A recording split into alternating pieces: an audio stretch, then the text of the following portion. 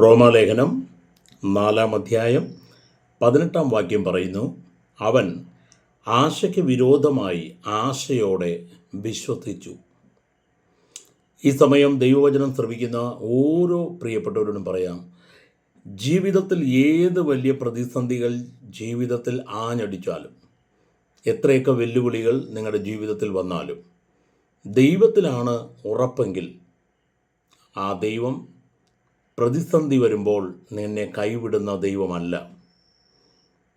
ദൈവം നിന്നോട് പറഞ്ഞിട്ടുണ്ടോ, ആ വാഗ്ദത്തം നിൻ്റെ ജീവിതത്തിൽ നടക്കും.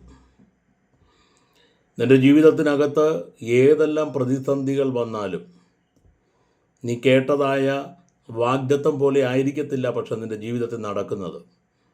പക്ഷെ ദൈവത്തിൽ വിശ്വസിക്കുന്നവർ ദൈവം എന്നോട് പറഞ്ഞിരിക്കുന്ന വാഗ്ദത്തങ്ങളെ നടക്കത്തുള്ളൂ എന്ന് വിശ്വസിക്കാൻ തുടങ്ങുമ്പോഴാണ് ദൈവപ്രവൃത്തി നടക്കുന്നത്. അബ്രഹാമിൻ്റെ ജീവിതത്തിൽ തലമുറയെ കാണാതിരുന്നപ്പോൾ അബ്രഹാമിനോട് ദൈവം പറഞ്ഞ വാഗ്ദത്തം അബ്രഹാം വിശ്വസിച്ചു. ജീവിതത്തിലെല്ലാം പ്രതിസന്ധികളായി മാറിയപ്പോഴും ദൈവം പറഞ്ഞ വാഗ്ദത്തത്തിൽ വിശ്വസിച്ചു. ഈ സമയം എന്നെ കേൾക്കുന്ന, ഈ വചനം കേൾക്കുന്ന ഓരോ പ്രിയപ്പെട്ടവരും പറയാം, എന്ത് പ്രശ്നം വന്നാലും ദൈവം പറഞ്ഞ വാഗ്ദത്തത്തിൽ നിങ്ങൾ വിശ്വസിക്കുക, ദൈവപ്രവൃത്തി കാണാം. കർത്താവ് അനുഗ്രഹിക്കട്ടെ. നിശ്ചയമായും ദൈവം പറഞ്ഞതേ നിങ്ങളുടെ ജീവിതത്തിൽ നടക്കത്തുള്ളൂ. God bless you. ആമേൻ.